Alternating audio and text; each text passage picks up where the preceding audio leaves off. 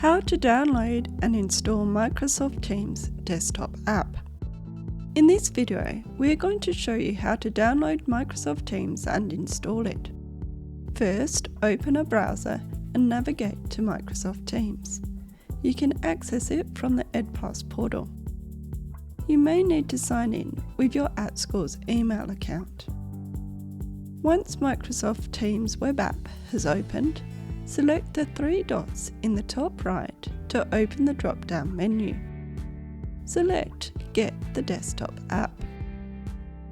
Select Download Microsoft Teams for Windows, and the Teams installation file should now download onto your device. When the download has finished, select Open File to install Teams. This may take some time. When you open Teams up for the first time, you'll be prompted to sign in. If you're using a corporate or school device, Microsoft may have pre-filled your account details. If you're a corporate user, make sure you select your @Schools email. If these details aren't correct, select Create or use another account and sign in with your @Schools email.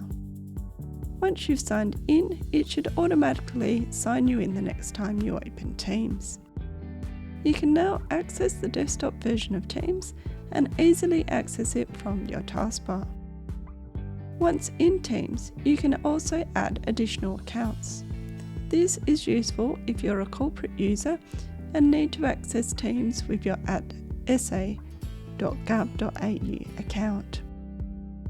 You can do this by selecting your profile in the top right and selecting Add another account. You'll then be able to follow the prompts to add your additional account.